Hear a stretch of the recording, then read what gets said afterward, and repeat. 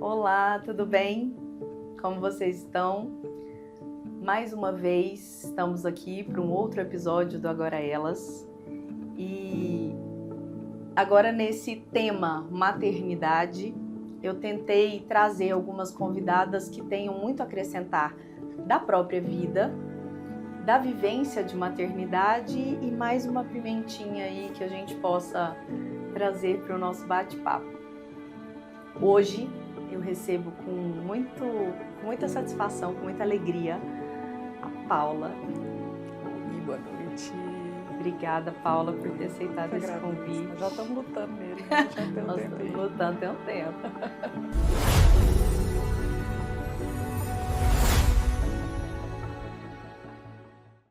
É um grande prazer receber você.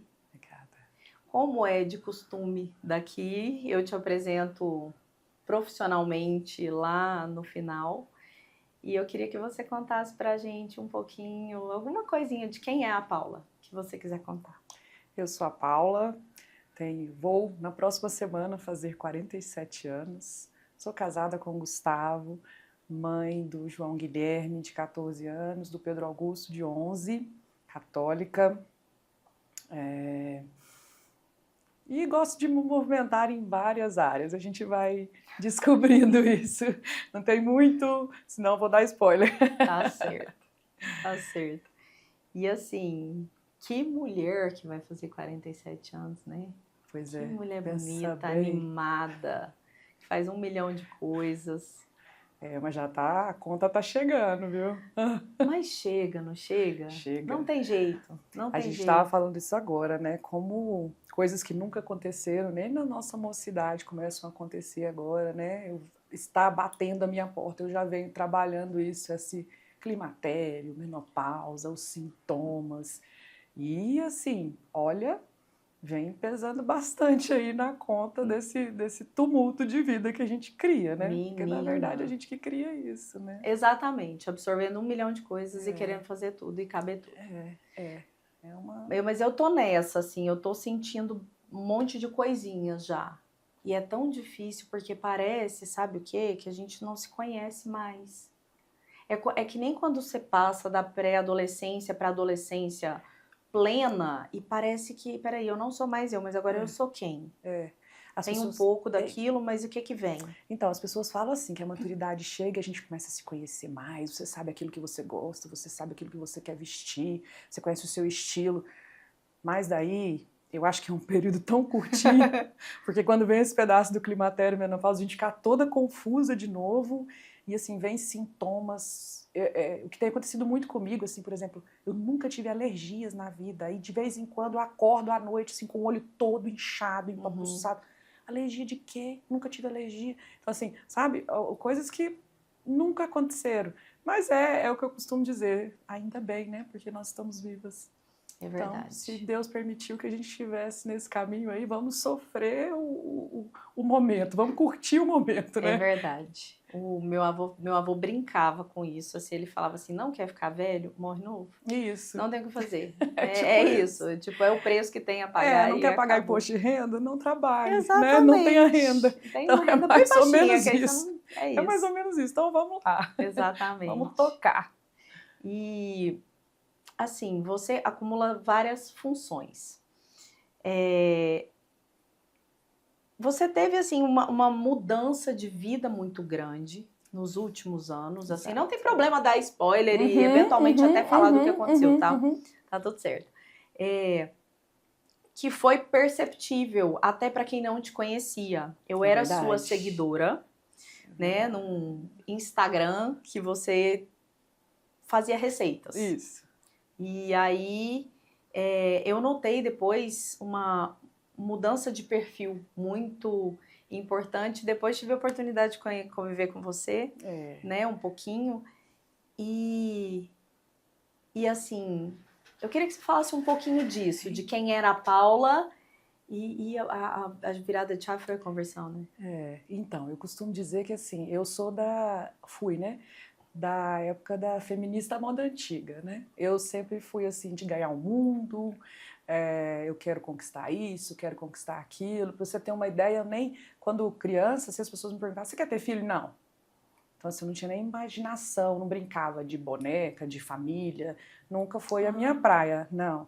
Então, eu sempre fui muito workaholic, quando eu morava em Goiânia, e vim fazendo uma desaceleração. Na verdade, hoje eu sei que foi Deus que veio trilhando o meu caminho, sabe? Me deu alguns nãos em alguns momentos que hoje se revelam a nãos maravilhosos, né? Não passei na faculdade que eu queria, tive que fazer outra, então fui mudando a rota e acabei aqui em Anápolis, né? Em razão do meu marido, de conhecê-la, minha irmã já morava aqui, e ele tinha negócios em Brasília, a gente se conheceu em São Paulo.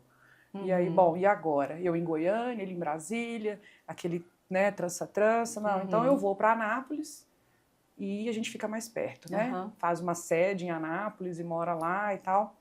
E a partir daí eu comecei a desenvolver a vontade de ter filho, enfim, de ser dona de casa, que era uma coisa que eu nunca imaginava na vida, E é bem engraçado. Mas eu vim tocando isso, assim, sendo resistente a isso por muito tempo. Meu filho mais velho nasceu, o João, e o João era um menino de livro. As pessoas costumavam dizer, o que está escrito no livro aí que a criança vai fazer, ele fazia. Então, assim, ele não me deu nada de trabalho. Nem chorar quando nasceu, ele não chorou. Gente. E nunca mais, assim, sabe? Então, dormia tudo do jeito que o livro mandava, direitinho. Então, eu nunca precisei, né, daqueles grandes coisas. Só que junto com isso veio a grande espiritualidade dele. E o João Guilherme veio desenvolvendo isso, assim, muito próximo de Deus, muito, muito curioso. Quando ele descobriu que Jesus tinha morrido na cruz, ele chorou horrores, sabe? Então, assim, tem ainda muito isso. E eu percebi que eu tinha que andar por algum caminho. Sou católica por formação, mas aquela católica de IBGE na época, né? Aquele assim, só quando pergunta na pesquisa. Certo. E eu ia muito pouco, enfim. O Gustavo já era um pouco mais, mas eu tinha passado por um outro casamento, a gente não tinha casado na igreja, e isso acabou nos distanciando um pouco da igreja. E, enfim, eu comecei a procurar, porque ele era muito assim, ele falava coisas do nada. Então a gente começou a ficar preocupado que ele precisava de uma direção.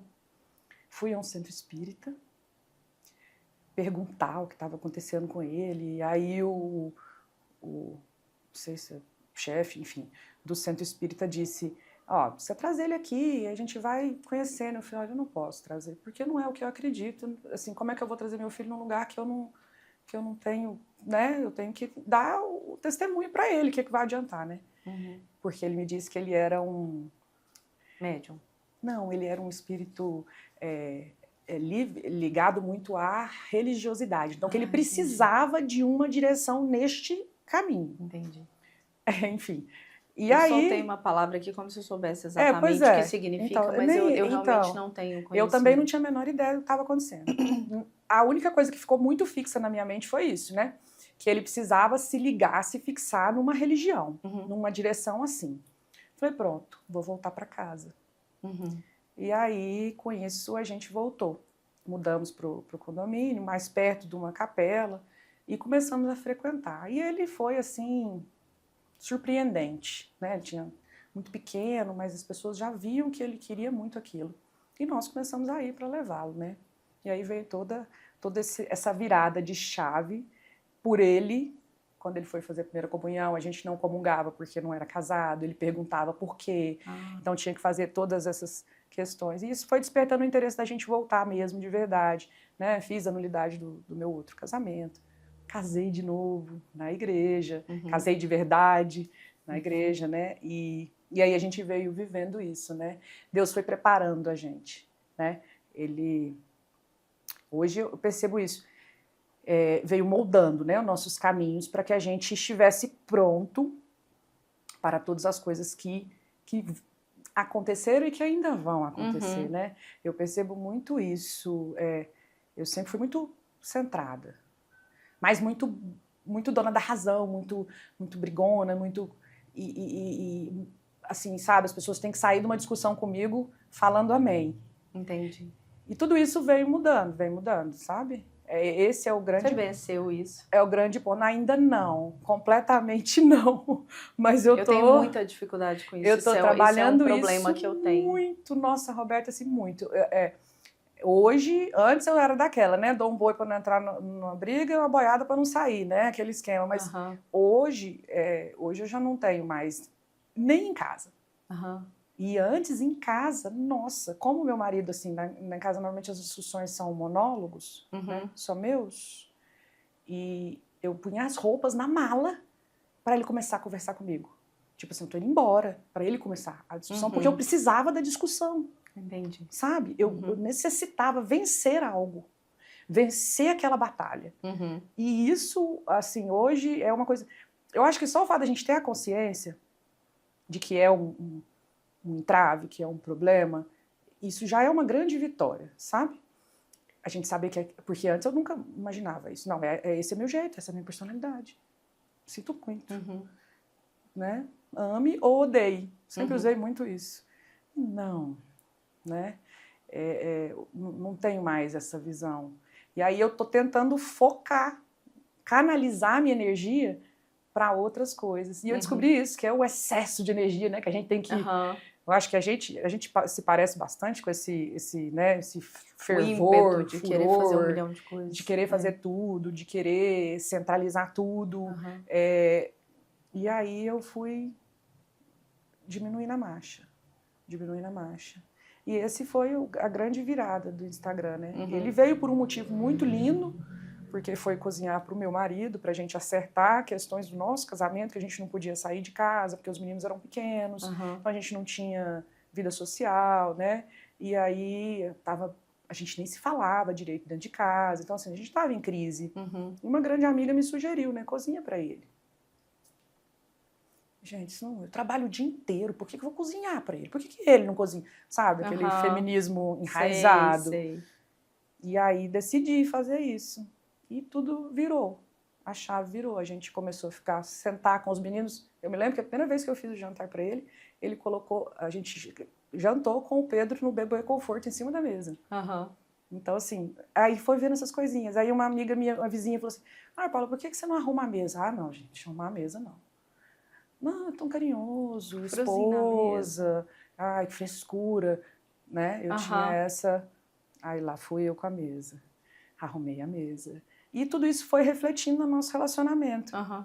E aí, então, o Instagram estava bem, era isso mesmo que eu queria passar, né? Veio a pandemia, fiz várias lives ao vivo, convidado do outro lado, a gente cozinhava junto. Eu amo cozinhar, muito bacana. Já amava? Eu sempre gostei de comida. Tá. Eu me interessava muito pela comida. Você se apaixonou pelo cozinhar depois, nesse processo neste processo. Entendi. Neste processo. Eu tinha um prato que só eu fazia em casa, quando criança, adolescente, que era panqueca. Ah, tá. E só. Mas eu sempre dei pitaco muito em comida e tal, ficava olhando. Mas nem eu mesmo sabia que eu tinha dom para cozinha, sabe? E depois eu comecei, aí eu ficava olhando na internet, eu vou fazer isso aqui, vou fazer isso aqui, isso aqui. Errei muita coisa, fiz muita coisa certa, fiz coisas erradas, enfim. Aprendi demais na pandemia, né? Vai que a gente foi técnica também, foi fazendo, né? fiz alguns cursos. Então, estava tudo bem. Só que aí, com esse processo, né, do João, da gente, de nós estarmos envolvidos nisso, eu senti essa necessidade, sabe? Porque eu falava, gente, as pessoas falavam, mas por que você cozinha? Porque eu acho que a cozinha é o centro de tudo, né? Jesus, por exemplo, estava numa ceia, né? Quando ele revelou toda a sua paixão. Então, eu sempre pensava nisso. À mesa, a gente tem memórias ímpares, de coisas boas, de coisas ruins, de tudo à mesa, né? Às vezes se reúne famílias em mesa, ali sai briga, ali sai reconciliação, ali sai risadas, né? Então, assim, eu sempre tive esse interesse em passar isso, exatamente por mim, porque eu achava que, não, compra, traz pronto, vamos ali. E aí, quando isso me impediu, pelas crianças e tudo, não, eu vou fazer, eu senti um prazer enorme de fazer aquilo. E ver as pessoas ao meu redor, né? Que era muito legal, né? Então, foi aí que aconteceu. Aí, quando veio... Mas é porque também é do fazer. Porque como você é do fazer, E é um negócio assim que você pega coisas que às vezes uma coisa tem nada a ver com nada e transforma em algo, né? O produto final também conta. E eu, pelo que você disse aqui, assim, eu imagino que seja como eu me sinto, assim, eu, de verdade, a minha maior demonstração de amor por qualquer pessoa, ela é cozinhar para ela. É cozinhar. Assim, eu faço isso com um amor muito grande, sabe? Eu realmente me emociona até, assim, eu gosto muito disso. Eu presenteio pessoas com comida. Eu gosto muito. Sabe? Quando eu faço assim, nossa, essa pessoa me agradou tanto, eu vou fazer uma comida. Uhum. Né? Eu tenho esse coisa de presentear pessoas com comida. E isso para mim é muito importante, né? Eu acho que a gente que cozinha é assim, a melhor coisa da vida é ver as pessoas comendo a sua comida. Uhum. E assim, não sobrando. Não sei se você tem a sensação. Para mim, a melhor coisa que tem é ver uma pessoa levantando para repetir. Não é? Isso mesmo, Aí eu fico assim, esperando. Às vezes eu monto o prato, quando eu recebo alguém em casa, eu monto o prato, o primeiro. E assim, normalmente eu ponho bem pouquinho, a pessoa levantar e servir de novo. Só pra você. Só pro meu prazer, entendeu? Eu não contei nada disso pra ninguém. Agora as pessoas, meus convidados vão saber que eu faço isso de propósito. Eu ponho um pouquinho só pra pessoa ir de novo pro meu prazer. Pode ser até que ela não gostou, mas ela ainda tá com fome, então ela vai ter que levantar de novo. Mas é bem isso. Então, essa relação com a comida, ela sempre foi assim, né? E despertou várias coisas na minha vida. E os meninos, então assim, eu tenho um prazer enorme com os meninos ao meu redor, em volta. Eles fazem algumas coisinhas, né? Acham bom. E aí eu percebi que estava faltando mais um detalhe. Comecei a me envolver mais com a igreja, com as coisas da igreja, né? Pastoral, enfim. E eu comecei a ouvir homilias de padre nos evangelhos diários, comecei a ler a Bíblia, a aumentar a minha intimidade com Deus. E comecei a querer falar disso. Porque a grande missão que Deus deu pra gente é evangelizar. Essa é a grande missão, é falar dele, né? Por todo mundo e pregar o evangelho. Pregar o evangelho. Então, e eu comecei a ter essa necessidade de fazer isso. E eu ficava pensando, gente, eu tenho uma facilidade em falar, né? Em expressar. Por que não? E comecei a fazer isso, assim, eu confesso que que é pra mim. Porque, de uma certa forma, eu acabo estudando, né? Revendo aquilo que eu acabei de fazer. E, em alguns momentos, assim, a gente nunca sabe o que acontece, né, no Instagram, mas em alguns momentos a gente vê o reflexo. Isso. Mas eu adorei uma coisa que você falou agora e que, assim, eu preciso pegar esse gancho. As pessoas muitas vezes olham para um projeto, para um propósito, para alguma coisa que Deus entrega pra gente e olham para nós instrumentos, né? Uma vez que a Bíblia diz que Deus usa até pedra. Como se nós estivéssemos fazendo aquilo por soberba. E eu falo nós, por quê? Porque o seu propósito, você tem vários, mas esse é um deles, né? Você fala de Jesus, fala da palavra de Deus, nos seus vídeos e tal. Eu gosto muito, nem católica eu sou, mas eu gosto muito mesmo, aprendo muito também. E eu com podcast. Então, assim, às vezes, e aí você fala, às vezes, alguns textos, algumas frases, escreve, compartilha coisas que vocês precisam de uma vez por todas entender que, em primeiro lugar, é para nós. Quando chega ao nosso coração, quando chega à mente, quando chega aos ouvidos, quando chega aos olhos, quando aparece um texto, em primeiro lugar é para nós. Então, assim, muitas vezes eu não tô falando da minha vida. As pessoas acham que a gente tá cutucando alguma coisa ou vivendo aquilo que você falou, né? Muitas vezes não mas às vezes é alguma coisa da minha vida que me remete a alguma coisa, ou que me leva a pensar em alguma coisa e faz sentido para mim, mas é sempre para mim primeiro. É sempre. Se eu estou falando, é porque eu obviamente acredito ou concordo. Ou se eu discordo, eu vou falar e vou falar por que eu discordo.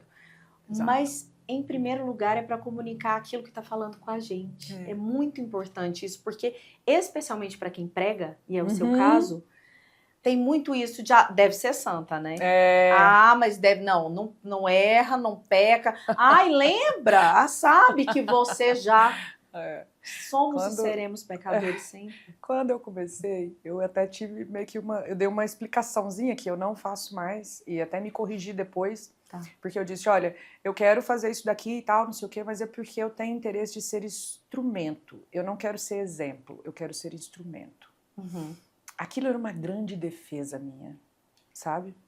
Porque eu queria, de uma certa forma, porque às vezes eu leio, ouço, e eu fico assim, numa vontade de um monte de gente entender aquilo que eu entendi, sabe? Uhum. Ser tocado por aquilo que me tocou. Uhum. Que às vezes eu fico doida para ir lá falar logo, porque aquilo fica borbulhando na minha cabeça. Eu fico assim, nossa, as pessoas precisavam entender como eu.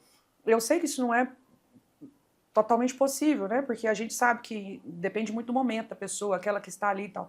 E aí eu acabo falando. E eu tinha muito isso. Não, eu quero ser instrumento, não quero ser exemplo. Eu estava me protegendo dos meus erros. Protegendo Entendeu? as críticas, Exato. né? E protegendo dos Porque meus... todo mundo tem Isso. telhado de vidro. No fim das contas, Exatamente. todo mundo carrega uma porrada de coisas Isso. erradas que viveu. Isso. E aí, eu tinha aquela... Não, sabe? Eu tô aqui meio que blindada. Uhum. E aí rolou algumas coisas, alguns movimentos, assim, mais ainda. Deus me puxou, e eu... Não, agora não. Agora eu devo ser exemplo. Uhum. Agora eu devo ser testemunho. E aí é onde acontece todo esse movimento que aconteceu comigo agora, né, no começo do ano. Uhum. Então, assim, e eu percebo, e assim, isso, cara, é tão lindo, é a minha vontade que as pessoas entendam, sabe? O ano passado a gente teve uma perda muito, muito dura para minha família, né? Sim. Que foi a Camila. E naquele momento ali do velório e tal. Camila, sua sobrinha, minha sobrinha de coração, né, que faleceu no acidente de carro, né, estudante de medicina, foi amplamente, né, divulgado aqui. Sim. Teve até uma daqui que é a Ana Luísa, também filha da Valquíria, aqui de Anápolis, e a Camila lá em Goiânia. Elas estavam dentro do carro juntas. Mas enfim, naquele momento, eu sempre fui uma pessoa de servir, né? Aquele nosso ímpeto de fazer tudo, né? Eu já tive muitas crises com isso. Poxa, ninguém quer saber como eu estou.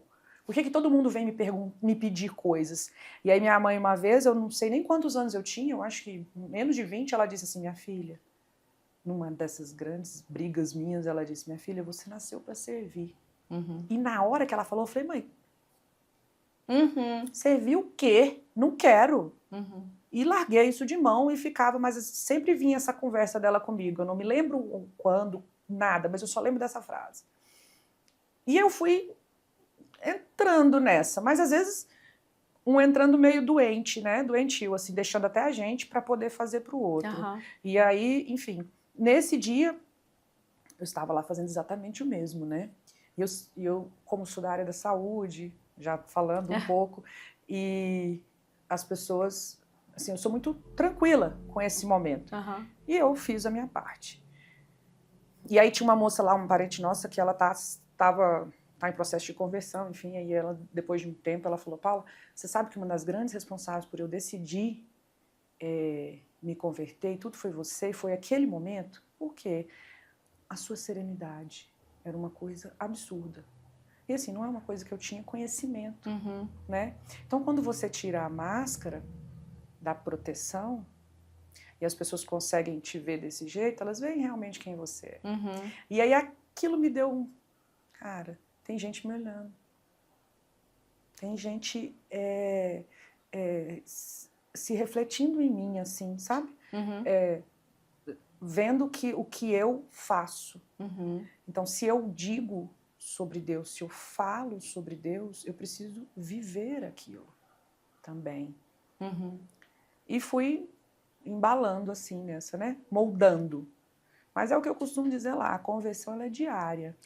Todos os dias você acorda e diz, eu hoje quero seguir a Deus. Hoje eu quero seguir o caminho da santidade. Porque você vai cair. Dizem, inclusive, né, nós na igreja, até os santos mais puros pecavam pelo menos 7 vezes por dia. Imagina nós. Então, assim, é um cair e levantar, é um cair e levantar, é um cair e Todos os levantar. dias, várias vezes por dia, e o quanto que em pensamento a gente ofende a Deus, né? Assim, a gente peca o tempo todo. Enfim, né? Natureza pecadora e é isso. Mas a misericórdia dele faz com que a gente se prepare. Sim. Para o tombo. E eu costumo dizer assim, o amor de Deus constrange. Porque daí ele fez o que tinha que fazer comigo. Aí, assim, em relação aos outros também, porque aconteceu uma coisa recentemente comigo muito séria, sabe? Eu cheguei num ponto que eu tava feliz comigo. Nossa, sério? Paula, sério. Ri. Eu precisava que alguém risse disso comigo. Vou até desmantelar aqui um pouco. Gente, cheguei. Que beleza. Cheguei num ponto assim, meio do ano passado, que eu pensei, poxa, a vida tá boa. Então. A vida tá boa, as coisas estão andando, tá dando tudo certo. Parece que hoje acho que eu sou muito mais próxima da mulher que eu queria ser. E tô gostando, isso é bom.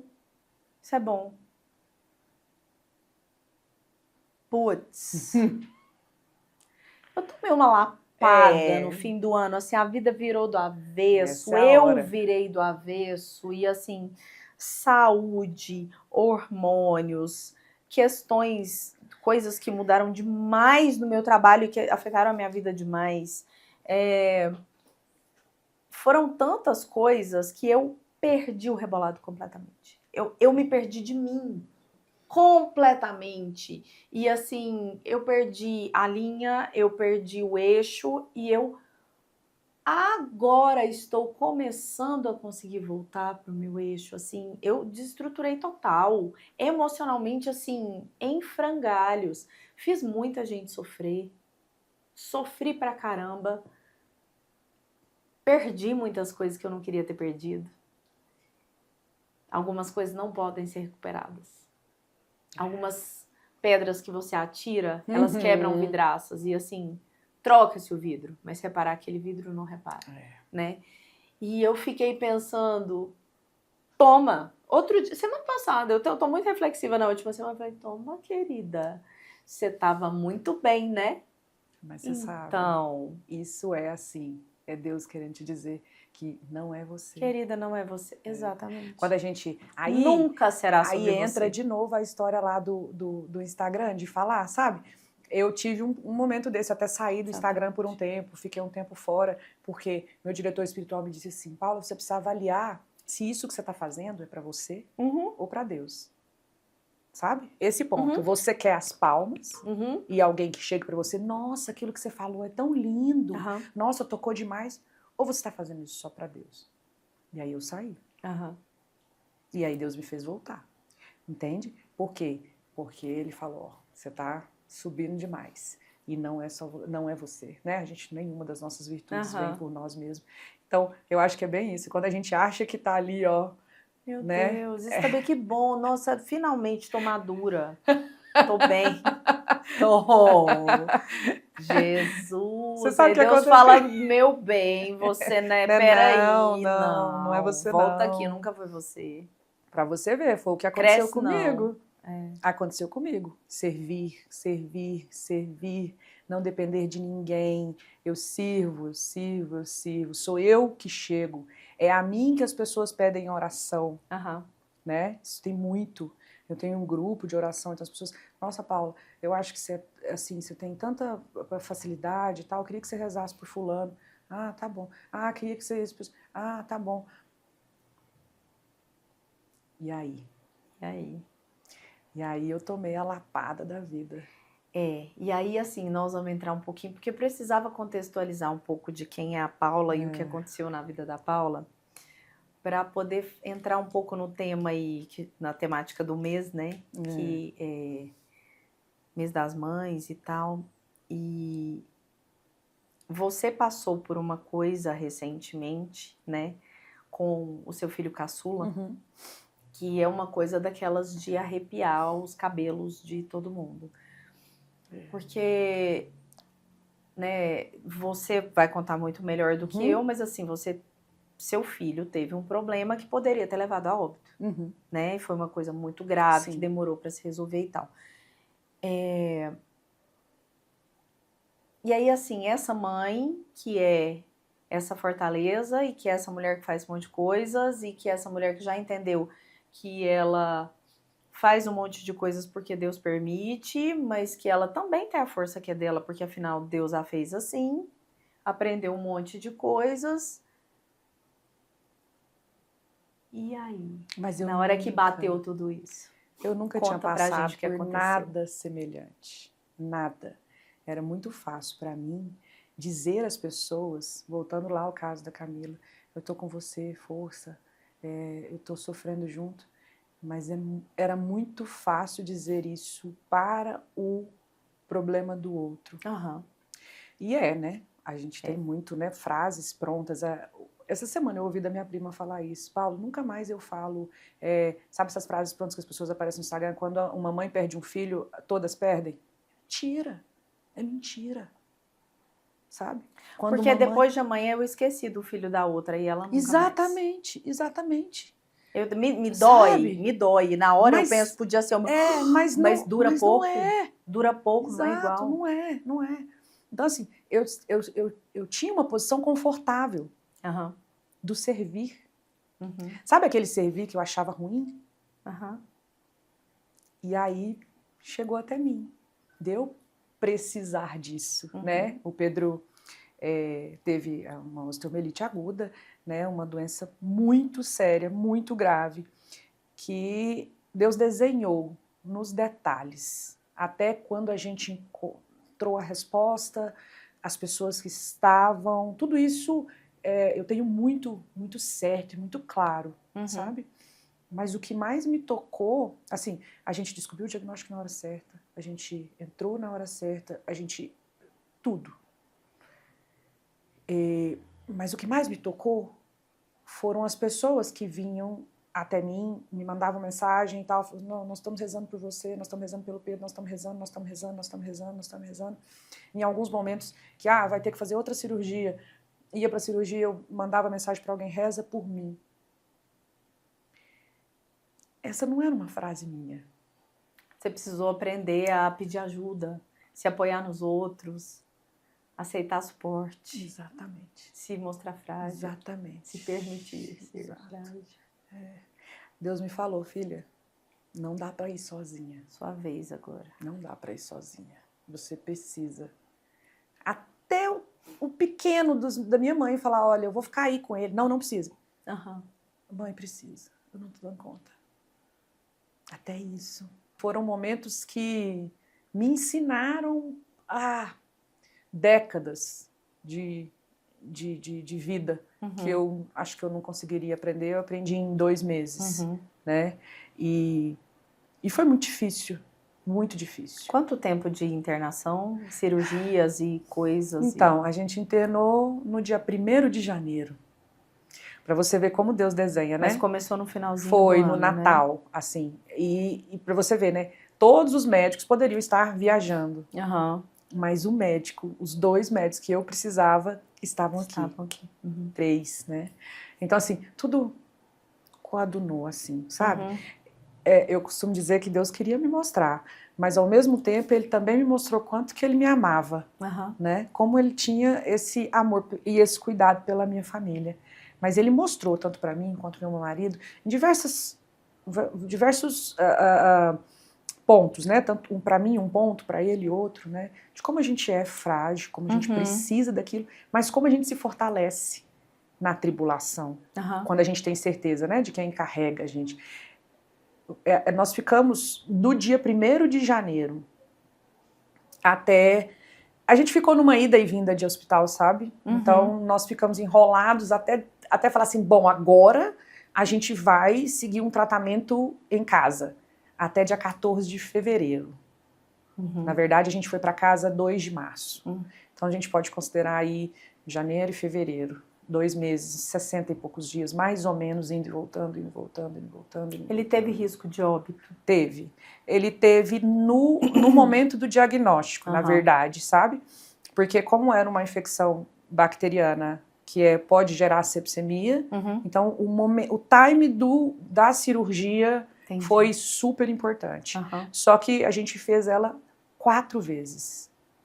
A gente enxugava gelo, sabe? Porque tem que limpar o osso, né? E o antibiótico ele não passa para dentro do osso, só a cirurgia, tem que abrir para limpar. Então, e isso foi feito 4 vezes, porque limpava, passava 2 dias, ele começava de novo com febre, não sei o que, aí voltava porque tinha mais, aí foi embora para casa, aí a cirurgia não fechava, ficava aberta, e aí volta de novo, porque, enfim, nós ficamos enxugando o gelo até descobrir a medicação certa, fez a última cirurgia, aí descobriu a medicação certa, e aí ele ficou só com a medicação, e ainda estamos em tratamento, ele não tá, hoje ele teve no ortopedista, ele ainda não está assim, 100%, vai ainda pelo menos até o ano que vem para ele fazer o que ele mais gosta, que é correr e jogar bom futebol.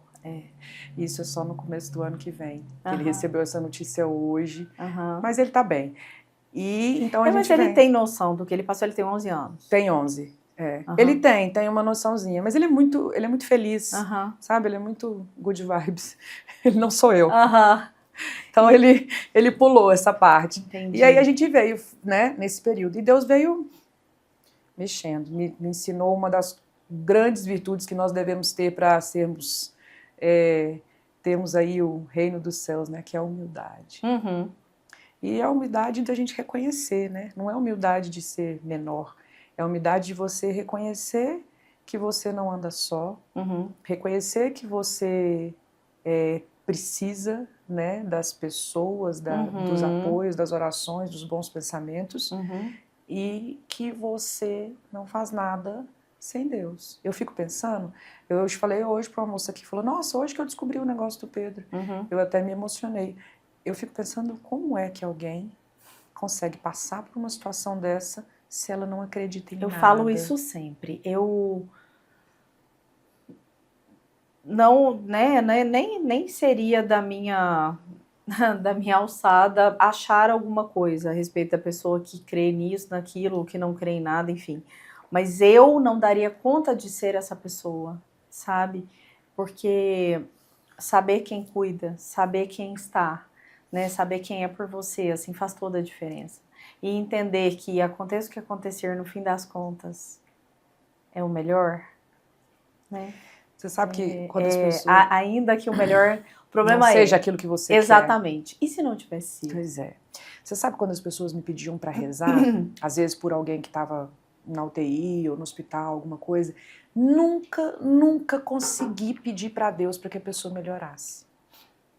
Nunca pedi. Eu sempre pedi assim, Deus, que seja feito o caminho certo, que o Senhor achar que vai ser melhor para essa pessoa. Eu nunca tive na minha boca isso. E aí chegou a minha vez de pedir. E eu vou te falar assim, do fundo do meu coração, eu nunca pedi. Eu nunca pedi. Eu não tive coragem de pedir para que ele saísse de lá. Não tive. Eu sempre tive esse pensamento. Mas eu tinha uma certeza muito grande que aquilo era passageiro. Eu tinha uma certeza muito grande. Mas você pedia o quê? Forças? Eu pedia para que ele fizesse aquilo que tivesse que fazer. Que os médicos fizessem aquilo que tivesse que fazer. Que as coisas acontecessem da melhor forma possível. Mas eu nunca pedi. Não digo que eu não estive aflita por isso. Com certeza, com não certeza. Não digo que em algum momento... Porque o desejo é esse, eu não tombei, lógico, mas eu nunca consegui falar isso, sabe? Parece até estranho, né? Assim, nossa, mas como uma mãe não vai falar salva meu filho? Eu não soube fazer. Assim, ele tá aqui, né? Poderia não estar.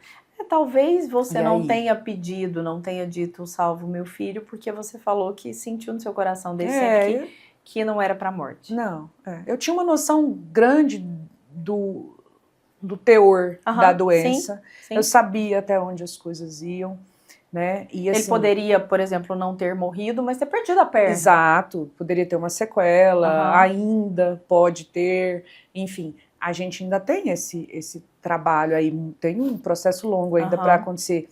Mas assim, mas Deus foi tão cuidadoso comigo que eu acho que ele pensa assim, às vezes nas nossas conversas, nós dois, ele pensa assim, não, filha, eu vou pegar leve. Porque na primeira cirurgia do Pedro, quando saiu o exame, eu tinha uma noção, mas eu não vi, eu não li o exame, as imagens, né? Aham. E aí o Júlio viu, que é o meu grande amigo, né, o Júlio Simas, ele viu falando por telefone, falou, Paula, e eu tava indo almoçar, e o meu marido com o Pedro no hospital, no segundo dia da internação. Aí ele falou, Paula, volta, porque é osteomielite, vai ter que abrir. Aí eu falei, ué, peraí, então aí eu saí, larguei o prato, liguei pro Gustavo, falei, ó, fica aí, eu vou voltar, se o médico aparecer aí, você pede pra ele ficar. Aí o médico tinha ido lá e tinha falado assim, eu vou fazer uma cirurgia, mas eu volto, pra ver o que vai fazer com ele, porque os exames não tinham saído. Aham. Mas ele olhou pra perna dele e falou assim, eu tô achando a perna dele muito vermelha, eu quero ver esses exames. E aí, eu fiquei louca, enlouquecida pro médico não ir embora, porque era Aham. sábado, 3 de janeiro. E aí o Júlio me deu todas as dicas, falou, Paula, assim, assim, assim, ele precisa, mas tem que abordar hoje. Porque senão vai para sepse. Tem que abordar hoje. Uhum. E aí foi esse momento de esperar o médico, porque ele estava dentro do centro cirúrgico. E que a mãe vira, faz plantão, fica em cima, fica na Mandei mensagem porta, para manda mensagem pro Deus mundo e o inteiro. mundo. O médico fala que a hora que ele acabou a cirurgia, eu não conhecia, que ele abriu o celular, ele falou, que é isso? Quem é esse menino? Quem é esse menino? Aí a cama dele estava formada, né? Ele chegou lá no quarto do Pedro já assim, já estava com tudo informado. E aí fizemos tudo que tinha que fazer e fomos para o centro cirúrgico. E o Júlio falou assim para mim, eu vou aí. Eu não posso operar ele porque é pediátrico, não é minha... Até o joelho de criança é diferente do joelho de adulto, mas eu vou aí. Aí eu te encontro no centro cirúrgico, tá bom. E aí eu fiquei na salinha esperando e o Pedro foi com os médicos. Uhum. E eu mandando, Júlio, você não vem? Júlio, você não vem? Não, tô chegando. De repente ele aparece. Aí ele falou assim, Paula, eu já estava lá dentro. Porque eu queria ver ele abrir. Uhum. Porque pelos exames, o que estava na imagem e tudo, poderia ser osteosarcoma. Meu Deus, ainda teve isso. Aí eu falei, meu Deus.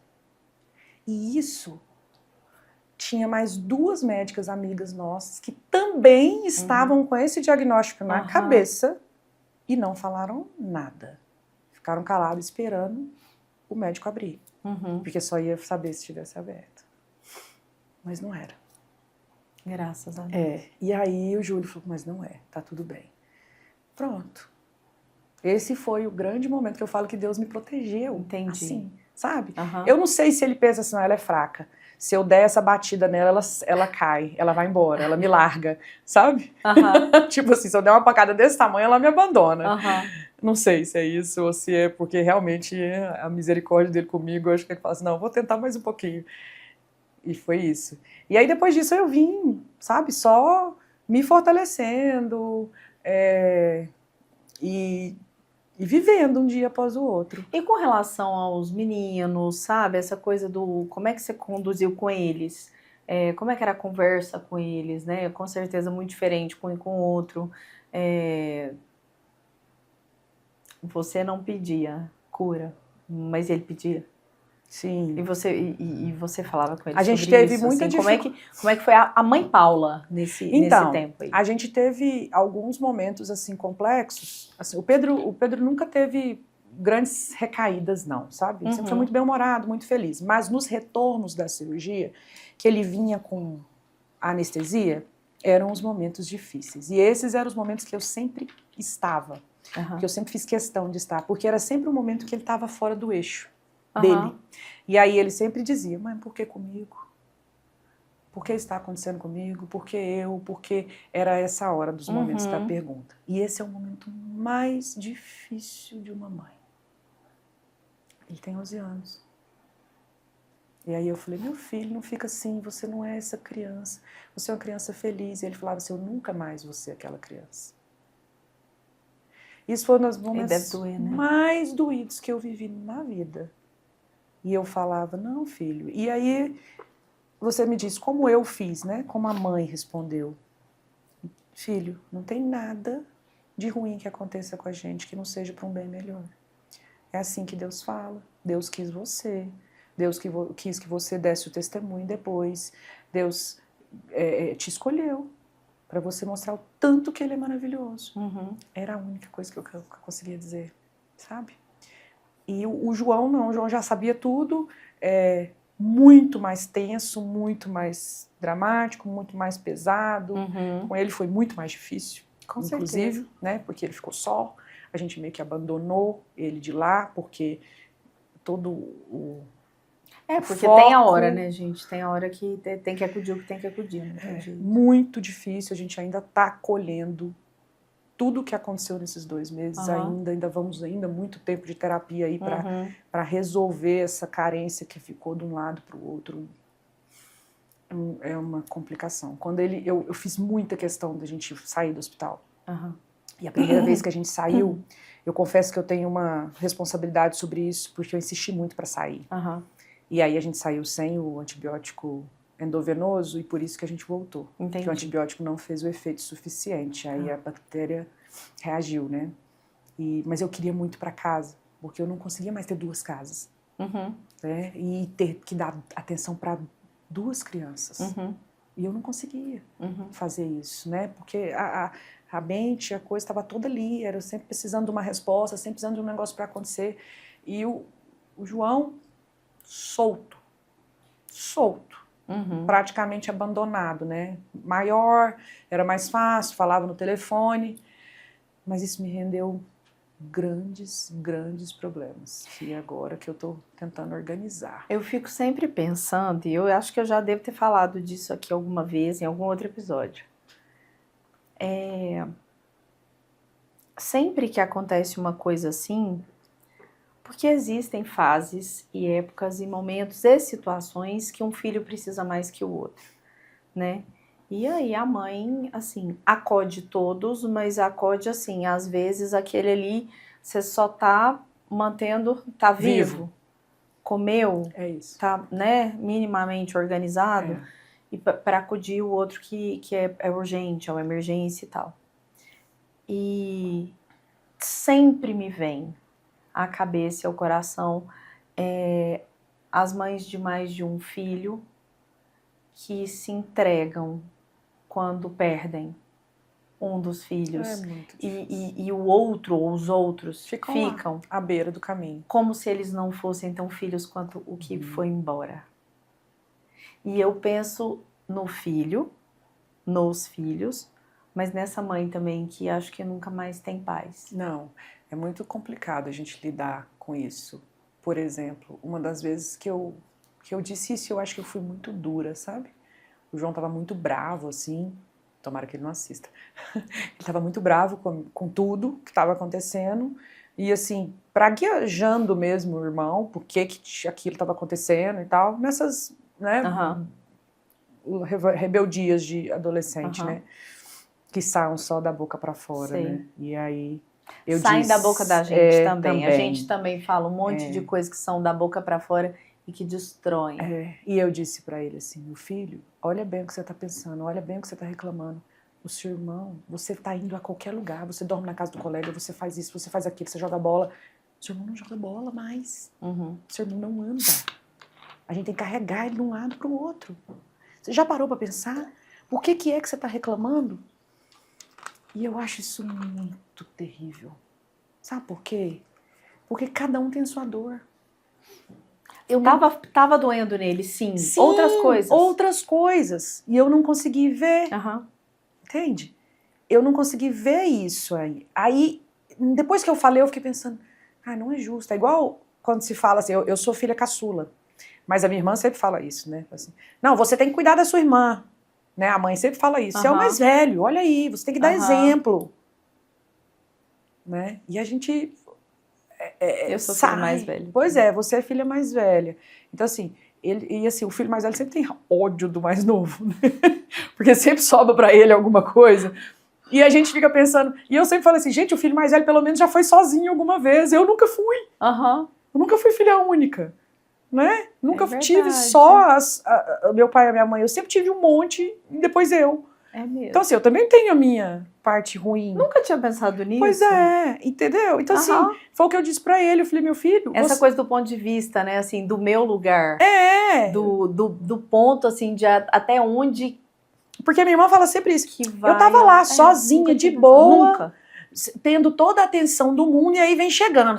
A minha irmã, a Fernanda, depois vem você, não sei o quê. Minha irmã é Flávia, como a sua. E a outra, minha irmã, era Fernanda. Era Fernanda. E aí... Então, vem toda aquela história. Aí eu falei, mas peraí, você já parou pra pensar que você teve 5 anos sozinha e eu? Nunca. Tive nada. Aí a outra do meu irmão, e eu que tava mamando ainda. Veio você. Tira, tem que amamentar a outra. Cada um tem a sua dor. Aham, é. E a mãe, a gente, às vezes, diz coisas sem observar os lados. A gente joga uma responsabilidade ou uma dor do outro para aquele, sem saber que ele também está sentindo a dor, né? Eu costumo dizer que Deus foi tão generoso comigo, que deu a doença pro Pedro. Porque ele é muito mais leve emocionalmente. Entendeu? E mais leve de peso também, porque eu carreguei por muitos meses. Se fosse o outro, eu não ia dar conta. Entendeu? Se fosse o outro, eu não daria conta, porque o Pedro eu carreguei, só servia eu. O outro tá quase seu tamanho. O outro tá maior do que eu. Já tá maior. E é pesado, e é um homem. É. Então o Pedro, assim, ficava pelado lá no hospital numa boa, é uma criança. É. Se fosse o João, tava muito mais enrolada. É. Mas a doença que atingiu o João, ela é 1000 vezes mais complexa do que a do Pedro. Porque é a mente, é o coração. Você acha que ele se sentiu menos amado? Muito. Ele já disse isso. E não é verdade. A gente sabe disso. A mãe não ama mais um do que o outro. A gente tem mais ligação, às vezes, porque fica mais... Às vezes são mais próximos. Acontece, né? Momentos da vida, inclusive. Isso, não são é todos. De fases. São fases. É totalmente de né? fases. É. Mas, eu tenho filha de 18... gêmeos que são um casal de 12 e um menino de 5. Pois é. Então, assim... Tem época da vida que você se identifica com os gêmeos, tem época da vida que você tá, assim, super melhor amiga, de 18, ou então quebrando pau, trocando roupa, enfim. E não é assim, a gente sabe. E não tem diferença de amor. Só que... Gente, eu sou uma mãe muito dura e muito mole. Muito dura, muito. E muito, muito mole. Eu fico só com o dura. Se tem uma coisa que eu aprendi nessa vida, e isso falo de amor de forma geral, nós estamos falando de maternidade, mas assim, amor não é uma coisa que se prove aqui e ali. Amor, ele só pode ser provado, ele só pode ser medido, ele só vai ser enxergado dentro do tempo. Exatamente. E às vezes nem tô falando de muito tempo ou pouco tempo. Às vezes é a passagem do tempo que permite olhar para aquilo à distância. Mas sempre tem o tempo. Sim. Nunca é naquele momento. Eu costumo dizer que antes eu falava muito isso, e é real. Nasce uma mãe e nasce a culpa. Eu sempre disse isso. Porque tudo é culpa, tudo a gente se sente culpado. E assim, eu tenho vivido isso, né? Essa culpa, atualmente, né? Com esse malabarismo que eu tô tendo que fazer. Mas eu tenho ido bem. Costumo dizer que eu tô conseguindo equilibrar os pratos, né? Como falo. Mas esse amor, que ele é diário, né? A gente dedica, a gente faz, a gente isso, a gente aquilo, nos detalhes, ele só é visto nesse momento mesmo. E não digo assim o tempo, eu digo em situações, né? Situações você consegue ver. E aí eu vou te dar um exemplo do que aconteceu nesse momento meu, né? Nosso lá de casa, de amores, de pessoas que eu nunca imaginei na vida. Nas minhas grandes tragédias, isso foi assim, que são coisas que você impressionante. Fica assim, impressionado. Demonstrações de amor enorme. E a pessoa às vezes nem sabe por que ela está demonstrando isso. Você já pensou? A pessoa que não é nem tão próxima de você, né? Aí você consegue entender que o amor, ele é o que rege o mundo, né? Deus quis isso, né? Esse é o primeiro mandamento, né? Ele é amor. Isso. E aí, quando você percebe que é isso que rege o mundo e você consegue receber, nossa. E a gente tem uma dificuldade tão grande de receber amor. Não é, Roberta? É muito grande. Às vezes as pessoas chegam... Eu sabia que eu ia me emocionar muito aqui hoje. Às vezes as pessoas chegam pra mim, eu recebi uma... Não tem nada tão difícil. Para mim, a maior dificuldade da minha vida, eu não sei receber amor. Que loucura isso. Pois é. A gente acha que sabe. E eu te falo que isso, que eu compartilho disso com você. Eu tenho muita dificuldade disso. E nesses momentos as pessoas falam assim, nossa, Gustavo, eu tô perguntando pra você do Pedro, porque a Paula não fala, ela não gosta de falar, ela faz cara feia. Mas é porque eu não quero que as pessoas sintam por mim, tipo, um pesar. Coitada, nossa, que pena. Não é meu. E não é porque eu não quero que as pessoas tenham dó de mim, não é isso. É porque eu não quero receber amor. Eu não quero ser tocada. Porque fragiliza. Porque fragiliza. Exato, me deixa frágil. Todas as vezes que a gente se abre... tira casco da tartaruga. Vai bater aqui ali, vai cair coisa, vai espetar, vai doer, vai cortar, vai machucar. Essa é a capa. Machuca sempre. É a defesa que a gente cria. E aí... Eu tenho uma dificuldade muito grande de dosar. Ou tira demais, isso. Ou fecha demais, exatamente. E aí pronto. Aí não sei o que é pior. Eu tô aprendendo. Eu tô aprendendo, sabe? Eu tô aprendendo a pedir perdão, eu tô aprendendo a dizer te amo. Porque isso é uma coisa que vem lá de trás, sabe? De família mesmo, né? De como a gente foi criado. A nossa geração não é uma geração que ouvia... E de tudo que a gente viveu depois de todas as relações de lá pra cá. Né? E a nossa geração não era a geração que ouvia eu te amo de pai e mãe, assim, de torta direita. Eu não sei você, mas na minha casa nunca foi assim. Não. Existem grandes relações da nossa época, mas é uma geração que os pais eram mais... Né, ali mais frios. Mais no jeito deles. A gente não ficava intrometendo em conversa de adulto e falando igual os nossos meninos hoje né, fazem. Mas enfim, então é uma coisa que você tem que trabalhar para fazer. Eu faço isso muito em casa com os meus filhos, né, de eu te amo, de falar, de tal. Mas isso me pega. Não é uma coisa que eu consiga receber com tranquilidade. Entende? Me parece aquela sensação de que assim, tô amolecendo. Vou te falar uma coisa que eu falei esses dias para uma amiga minha, que ela falou assim para mim, para você ver como é que eu tô amolecendo, como é que as coisas têm acontecido. Ela virou assim para mim e falou assim, nossa, Paula, tô rezando tanto pelo Pedro e tal, não sei o quê. Aí eu segurei na mão dela e falei assim, reza pela mãe também. Eu nunca fiz isso na minha vida. Olha para mim. Aí ela falou assim, nossa, toda vez que eu vejo e tal, eu choro. Eu falei, dá uma choradinha por mim também, porque eu não consegui chorar. Eu não chorei até hoje. Eu quase não choro, como você pode ver, né? Então, pois eu não chorei até hoje. Mas você sabe por quê? Isso é uma coisa de infância. Eu sempre ficava muito vermelha quando chorava. Entendi. Então eu me travei para não chorar. Por quê? Porque todo mundo em volta sabia que eu estava chorando. Entendi. E aí lá vem. Ninguém podia saber que eu estava chorando. Eu não posso ser frágil. Eu parei de chorar. São tantas coisas, né? Você me viu hoje chegando aqui, né? Era para eu estar muito melhor organizada, era para eu estar com o cabelo arrumado, era para eu estar com uma maquiagenzinha decente. Ainda bem que não tava, porque chorou. O que aconteceu? O que aconteceu? meu filho, me ligaram não, a professora mandou mensagem da escola. Um áudio e uma foto. Meu filho com um galo, dessa altura assim na testa. Tomou um tombão na escola e assim, todos os planos que eu tinha de me organizar, de chegar aqui Não, com embora. tempo, arrumada. E assim, é o susto da mãe. Também, porque aí você larga e vai lá acudir e ver. Nem era eu que ia buscar na escola.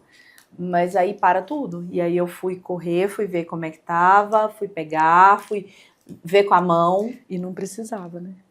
Não precisava, tava tudo bem, ela já tinha dito, já tava tudo organizado, mas eu sou a mãe. Aí não, né? Uai, como que eu não vou? Tá vendo? Não precisa, eu tenho que saber. Uai, ele convulsionou de febre. Eu tinha acabado de chegar a Belo Horizonte, quer ver? Sei lá, ano passado, ano retrasado, se ele era pequenininho. Voltei para o aeroporto, muito rápido. Voltei. O que eu fui fazer? Eu fui fazer uma coisa importantíssima lá. Mas eu voltei. É isso que a gente faz. É isso que a gente faz. E aí, em alguns momentos, ninguém vê o que a gente faz. E não dá o verdadeiro suporte. Eu entendeu? tive terapia hoje. Minha terapia hoje foi online, dirigindo. Muito bem. Lindo. E aí, eu descobri uma coisa, isso de ninguém ver o que a gente faz. Hoje aconteceram duas coisas que me fizeram lembrar disso. Uhum. Eu gosto de ser suporte dos meus filhos, mesmo que eles não percebam. Porque eu entendo, eu olho para trás, eu vejo de onde eu vim. Eu vejo o que eu passei, eu vejo como eu fui criada, uma série de coisas e o que eu sou capaz de dar para eles, em termos de suporte, de porto, sabe? Uhum. De segurança. E isso me faz bem, independente deles verem ou não, mesmo se eles nunca virem. Não, os filhos você esquece. A gente tem que fazer por... Não é verdade, tá? Eles veem. Não, Você eles vai ver que vêm, eles vêm. Eu falo assim, a gente não pode esperar isso, a gente vai fazer. Não. Não tem uma questão de espera. Não. Eu digo assim, ninguém vê em volta daquilo isso menos ainda, do sufoco sabe? que você tá fazendo, Não, daquilo, não. Tudo aquilo ali, e aí você vai lá e faz. Às vezes, não era necessário mesmo. Aquele negócio, não, pode deixar que eu busco. Não, mas eu vou. Não, pode deixar que eu vou, porque eu quero olhar pra cara dele, quero ver como é que ele tá, quero não sei o quê. Ai, mãe. Mas é por mim. Não precisa. Não, mas sou eu. Isso. Eu preciso. E é isso, é entender assim, Né? por exemplo, ser segurança, porto seguro para os meus filhos, é bom para eles, com certeza. Lógico. Mas é bom para mim. Diz de quem eu sou. Faz sentido. Isso tem acontecido muito, assim, a gente vê muitas situações. Quando a gente se abre para observar essas coisas, pegar esses detalhes. Ontem uma amiga do trabalho falou, tá com as filhas moças já, mas ainda estão em casa. Minhas filhas querem fazer noite do pijama. Meu Deus do céu, não quero casa bagunçada, papapá. E eu, não, pelo amor de Deus, essas meninas caçam rumo, estão muito grandes, não sei o quê. Aí no outro dia ela, nossa, tô olhando as lembrancinhas aqui por noite do pijama. Falei, uai, você não queria nada? Ela, Paulo, sabe o que eu pensei? Elas ainda estão dentro de casa. Depois elas vão sair. Daqui uns dias. Deixa eu fazer. Falei, você tá certo. Faz. Você sabe o que eu fiz hoje? Comprei flores pro meu filho dar pra primeira namorada. Que gracinha. Levei as flores. Que gracinha. Fui lá, entreguei no lugar onde ele tava. Fui embora. Meu filho, você quer que eu faça o quê? Quer que a mamãe fique aqui? Quer que espera? Quer que... Isso é legal. Estão construindo história juntos. Isso um dia vai ser uma história gostosa. Pois é. E era uma coisa que é inimaginável, imagina. Uhum. Se minha mãe faria isso pra mim. Entendi. Ai, ai. Mas histórias, nossas histórias. A gente precisa tirar a culpa, né? Do nasceu o filho, nasceu a culpa. Eu trabalho isso o tempo todo. Eu não sou culpada de tudo, mas ao mesmo tempo sou. De um monte de coisa. De um monte de coisa. E a gente precisa entender que nós não somos nada sozinhos. É verdade. Né? né? Lógico que a gente tem as nossas forças próprias, né? Mas elas têm que ser direcionadas. Você tem que saber que aquilo é um ponto, é o certo. E é isso que eu busco hoje, sabe? É esse equilíbrio do furor, do furacão que eu fui, né? Para a pessoa que eu quero ser, que silencia quando precisa. E isso é das coisas mais difíceis que eu passo E de uma hoje. sabedoria absurda para quem consegue. É, quem consegue, sabe? O momento tá pegando fogo, você se fecha. Eu tenho conseguido algumas vezes, mas Graças ainda a Deus não por isso. ainda não tô, o caminho é muito longo, né? Porque o sangue, ele borbulha, né? E aí a gente vai indo, e com isso reflete nos filhos, reflete na educação. Às vezes os meninos falam assim, mãe, parece que eu gostava daquela mãe de antes. Mas meu filho, aquela lá é fácil de eu voltar. Às vezes quando eu tô brigando com eles ou chamando atenção, que hoje de uma forma muito mais diferente do que eu fazia antes, né? Muito mais sábia. Aí, às vezes, eu falo assim pra eles, vocês querem que volte aquela mãe? Porque aquela mãe é facinho, porque aquela tá no meu DNA. Aquela é só liberar. Essa mãe agora, filha, é difícil, então você não aperta muito não, porque ela vai. E aí eu venho trabalhando, né? Muita oração. Muita oração, sabe? Da gente reconhecer as nossas fragilidades, às vezes escancará-las um pouquinho, mas assim, num meio termo, sabe? Pra gente não se entregar demais, porque não são todas as pessoas que estão com o mesmo ânimo que a gente, de ser diferente, de ser melhor, né? E aí a gente precisa, às vezes, equilibrar um pouquinho, porque senão a dosagem dá uma errada também, a gente vê que o mundo aí tá bem ruim, né? E agora, hoje, eu posso dizer, eu não quero ser só instrumento. Eu também quero ser testemunha. Eu também quero ser exemplo. Tem sido. É uma construção. Nunca vai estar pronta, porque senão parou de depender de Deus, parou de precisar. E é o que aconteceu contigo, né? Tô ótima, tô no meu auge. Não, eu não cheguei nessa soberba, não. Nunca achei que eu fosse. Tomou uma rasteira. Não, nem, nossa, jamais. Eu só achei que eu tive aquele breve momento que eu olhei pra mim e falei, parece que eu gosto disso aqui agora. Nossa, que dia. Nem quero estragar. Eu acho que a sua conclusão foi muito boa. Muito obrigada. Imagina. Super papo. Mostrar aqui o nosso patrocinador, um shot. Você sabe que para sua pessoa correria, para sua loucura. A gente nem falou da sua vida fitness, que é muito conhecida também. Exato. Maromber. Eu usava muito quando eu malhava de madrugada. Pois é. Agora eu não malho mais de madrugada, eu malho à tarde com os meninos. Pois é. Mas eu usava demais. Pois é, e agora tá de noite, não ia servir de forma nenhuma, mas você leva. Minha filha, no nível que eu ando, eu posso tomar isso aqui e deitar, que eu vou dormir. Precisando de foco, concentração, precisou não tá tão cansada assim para dar conta das demandas. Eu uso bem. E eu usava muito de madrugada de verdade. Era muito bacana para treinar. E eu não costumo comer, não. Treino em jejum e tal. Mas era muito bom. Podem usar. Aí deu uma sumida, agora voltou, né? Isso aí. Muito legal. Vou levar. Deixa eu apresentar você. Sempre colo, porque não dá para mim, assim, minha memória é ruim. Paula Lopes, fisioterapeuta por formação, advogada, servidora pública há mais de 25 anos, atualmente trabalha na área tributária. E autora do Instagram, Vida por Paula Lopes. Que foi Cozinha por Paula Lopes e depois virou Vida por Paula Lopes. Isso aí. Para poder aumentar, ampliar esse reflexo, né? E no mais, e mãe. Né? Hoje, muito mais mãe. A gente nem consegue exprimir tantas coisas, né? Mas, assim, hoje o meu papel, aquela feminista à moda antiga, hoje o meu papel do lar, ele é 1000 vezes mais importante do que qualquer outro papel. Fazer as coisas em casa, por meus filhos, e não por obrigação, por gosto. De jeito nenhum. Por gosto, né? Porque parece que é proibido gostar. De jeito... uma vez eu fiz jantar de dia de aniversário de casamento. E aí meu marido contou isso na porta da escola e os amigos falaram assim, mas que absurdo, porque vocês não arrumam, não vai pro restaurante. Cara, pra mim era a melhor coisa do mundo fazer isso. Né? É isso aí. Mas não tá no perfil, né? Não, é isso. Muito obrigada. Obrigada, você vai eu. precisar Foi voltar em algum ótimo. outro Nós momento pra temos um gente monte trocar de coisa. figurinha de outras Peça. coisas. Você me convida. Não, a pra ir gente lá, vai né? cozinhar, né? Um Eu dia tenho muito pra medo de cozinhar pra você, porque você é muito boa cozinheira. Olha que safada. Você verdade. cozinha muito melhor Não, que as eu. pessoas não me chamam pra jantar mais, sabia? Pois é, fizeram isso comigo por anos, por isso que hoje eu não cozinho mais. Ó, nós já voltamos a conversar, Aí, ó, a gente já nunca termina.